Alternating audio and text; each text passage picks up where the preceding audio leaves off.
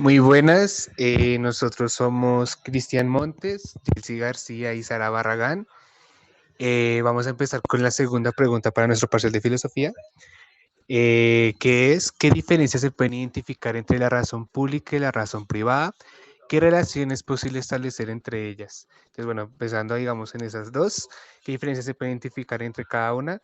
Bien, en el texto de que es la ilustración de Kant, él nos cuenta que la razón pública es aquello, es aquel conocimiento que se puede compartir a todos, que es libre, que no tiene limitantes, mientras que la razón privada es la que pues tiene un limitante, puede ser por una institución o algo por el estilo. Y por el estilo, tiene como una función en específico. Y la relación que tienen entre ellas es que la razón pública, bueno, nos permite entrar en los límites de esta razón privada, e igual las dos son razones que nos ayudan a llegar a la ilustración para que no nos quedemos en la dependencia. La tercera pregunta es, ¿cómo cree que esto puede ser aplicado dentro del aula de clases actualmente? Pues básicamente, especialmente con la razón pública, la idea es que pues, los estudiantes puedan expresar todo el conocimiento que tengan sin haber restricciones y que sea de una forma muy libre. Y la última, ¿cómo cree que puede aplicarse en los procesos que se dan al interior de las instituciones educativas? Digamos, el currículo, pues yo pienso que es de la misma manera, si bien durante un tiempo hay como estatadas los temas de un currículo, eso no significa que no se pueda, a medida que avanza el currículo, se pueda contribuir y que sea como un limitante. O sea, puede haber, no importa la institución, debería poder ser que los estudiantes se expresen más y contribuir en este para que pues, vaya avanzando y haya como una clase de construcción, digámoslo así. Sí, de hecho, la idea es que la razón pública dé lugar al debate, en donde tanto el profesor como el estudiante puedan pues, transmitir, compartir y finalmente construir el conocimiento pues, entre todos, entre los demás. Uh -huh. Bueno, pero pues a mí me queda la duda, ¿no? Pues yo pienso en este asunto de la razón pública y la razón privada, no solo a nivel curricular para lo que los estudiantes puedan o no aportar, sino también lo pienso desde la perspectiva de lo que individualmente el profesor puede o no aportar a, digamos, llámese currículo, a la clase en sí misma, a la planeación en sí misma de lo que puede impartir desde su conocimiento y desde sus experiencias. Pienso yo, no sé si estén ahí conmigo. Sí, de hecho la gracia es también como nos dijo Sara, es haber un conjunto de conocimientos y que haya una construcción, no tiene que ser un limitante. Ok, perfecto. Tercera pregunta. Listo, ahora vamos con la tercera pregunta. ¿Cuál es el lugar que le da Nietzsche a la cultura de la lengua en los procesos educativos? ¿Qué crisis ve en la educación y cómo cree que se puede salir de ella? Bueno, en las conferencias acerca del pensamiento respecto al estado de la institución educativa, que pues nos da Nietzsche, nos relata sobre el problema de la cultura, que pasa de ser algo como primordial a algo necesario, pero en el sentido de monetario, que solo sea para conseguir dinero, y de hecho tiene un concepto que se llama la felicidad terrenal, que solo busca la cultura la felicidad terrenal. Ujú. Luego nos habla un poco de la lengua materna, donde nos dice que debe ser usada para el estudiante, para que el estudiante pueda actuar. Por lo tanto, el lugar en el que los pone en el proceso educativo es como la forma en que los estudiantes pueden surgir y demostrar su apreciación al arte. No simplemente es enseñarles la lengua, las reglas básicas, digámoslo así, sino que puedan usar la lengua de una forma de expresión, que haya tenga la capacidad de tener una personalidad libre, de lograr ser artistas y evitar ser periodistas, que los periodistas, pues digamos, en la analogía sería que trabajan solo por algo monetario y con pretensiones en su cultura. Ok. Y bueno, por medio de la crisis que vemos en la educación es que a esa cultura y a esa lengua se enseñan de una forma muy opresiva. Los estudiantes solo deben aprender aquello que les será, digamos, útil y les ayudara a sobrevivir económicamente. Sí, yo estoy ahí totalmente de acuerdo contigo porque yo siento que la importancia de este conocimiento que se imparte desde lo cultural y del lenguaje no debe centrarse solamente a términos generales de lo que es la cultura, lo que es la lengua, sino también desde lo que se puede lograr a través de ella, en términos de reflexiones en el aula, en términos de expresión, ya sea desde el reflejo individual o colectivo. No sé qué piensas, Sara.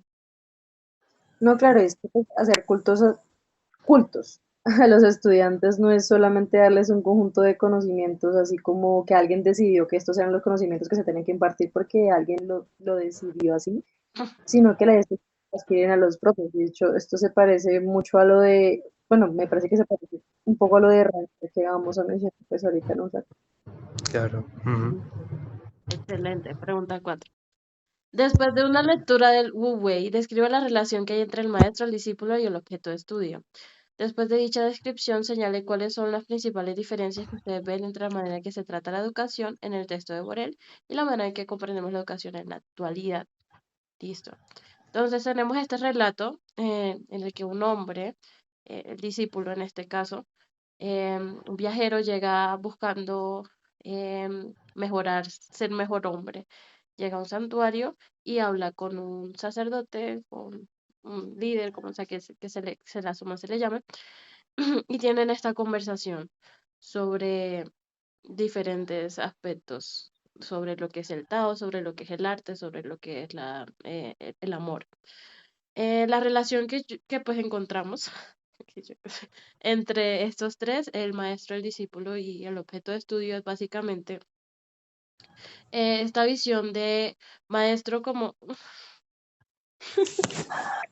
maestro como, ¿estás bien? Maestro como guía, Leído. ok. El maestro como un guía, como esta persona o esta figura que facilita el viaje del discípulo, el viaje espiritual del discípulo sobre reflexiones propias, crecimiento individual en relación con el otro. Y este crecimiento personal se da a través de ese objeto de estudio que llamamos o ejes de profundización, por decirlo así, sobre temáticas como el arte, el amor, como cosas que son trascendentales para el pensamiento del ser humano. Vale, esa es como la relación que encontramos. Ahora bien, ¿de qué manera, cuáles son las diferencias que hay entre la manera en cómo se retrata la educación en este relato y cómo es realmente en nuestro mundo actual? Em, ¿qué opiniones tienes al respecto, Sara? Pues a mí me gusta mucho lo que se menciona acá o el contraste que se puede realizar entre la educación como opción y como obligación, puesto que aquí en esto se relata acerca de la elección del viajero de emprender su proceso y su aprendizaje. Y esta es una forma de verlo, así como un proceso de autonomía y de libre elección. Mientras que en nuestra cultura occidental, realmente la educación no es que la veamos como una obligación, es que es una obligación, es a lo que tienes que aspirar, es lo que tienes que hacer. Entonces, pagas una carrera y ves materias de filosofía donde te dicen que donde te hablan de educación emancipatoria y se ven perspectivas que son completamente diferentes. Entonces, sí, acá está esta dinámica de vida que es escuela, trabajo versus calidad de vida. Entonces, ese es un contraste importante que se hace ahí.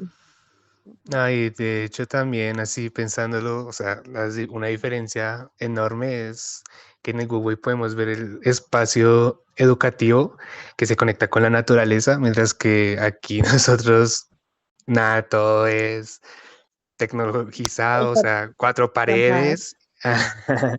Y toca buscar siempre nuevas formas y nunca como que hay como una conexión de real con el ambiente natural, con el entorno. Sí, yo estoy totalmente de acuerdo con ustedes. O sea, esas reflexiones que ustedes hacen me hace pensar que el paradigma de la educación actual es una farsa, totalmente una farsa.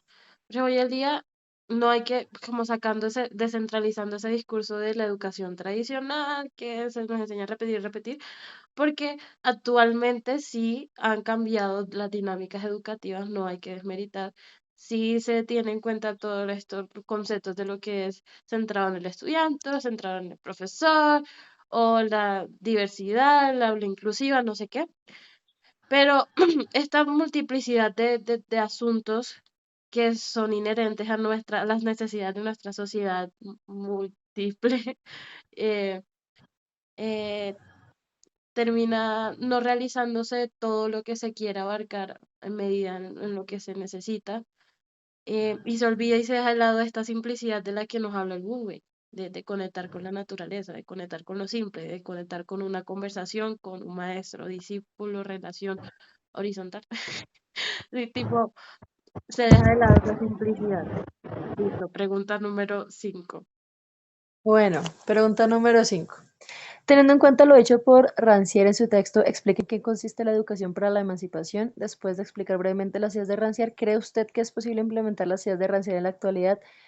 Bueno, para explicar brevemente las ideas de Rancière, aquí nos hablan, pues, a grandes rasgos de dos conceptos que son el maestro explicador y el maestro emancipador. Entonces, hablan de cómo el maestro emancipador, perdón, explicador lo que hace es atontar al estudiante bajo esta presunción de superioridad. De hecho, sé más que tú, yo soy quien para explicarte las cosas y para enseñarte en vez de dejar a la persona aprender desde cero. Entonces creo que también se hacen como unas comparaciones con lo que es aprender el lenguaje. Si lo aprendimos de niños, ¿por qué no podemos aprenderlo solos más adelante como adultos? Sí, entonces básicamente todas las personas son lo suficientemente inteligentes como para aprender algo por sí mismas. Entonces es como quién no ha aprendido algo nunca en la vida por sí mismo. Entonces sí, y realmente un maestro explicador lo que hace es limitar la experiencia. Si es como yo aprendo de tu experiencia y dónde queda la mía.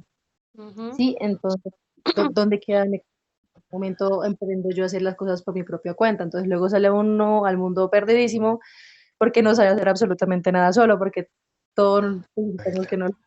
¿Sí? Entonces, para esto abrimos a responder la pregunta que es, ¿cree usted que es posible implementar las ideas de rancia de la actualidad? Siento que depende por dónde lo mires, porque si es para hacerlo absolutamente todo el tiempo en todos los aspectos de la vida es muy difícil, porque sí, puede que alguien haya aprendido a hacer pirámides, a construir cosas un montón de años atrás desde cero, pero ¿cuánto ha pasado desde entonces hasta acá para que podamos seguir avanzando? Entonces, sí, como hay que acelerar de pronto un poco los procesos para que sigamos progresando. Sin embargo, sí hay aspectos donde es importante que el individuo tenga su propio pensamiento crítico y su autonomía y su independencia, que pueda creer que sea capaz de crear experiencias por sí solo. Sí, Claro, igual, sí, o sea, de pronto el papel del profesor ahí entraría, digamos, como un facilitador, o sea, si bien la experiencia nos tienen que vivirla, igual de pronto es para darles una idea, pero sí para dejarlos como lanzarlos al mundo así nomás, precipicio, sí, y difícil. de hecho, pues, pues sería, pues mi opinión sería lo esperado. Yo creo que es una necesidad que tiene nuestra sociedad, que nosotros somos lanzados al mundo sin saber qué decisiones tenemos que tomar respecto a nuestra libertad. Entonces, sí se necesita una educación emancipatoria, sí se necesita saber cómo en la vida real, cómo hacer una cuenta de cobro, educación financiera.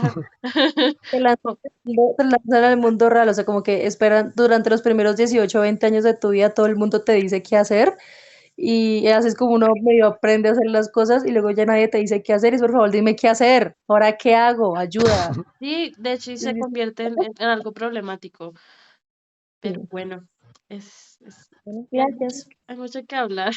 Bueno, te queremos, caballero. Chao. Adiós, gracias.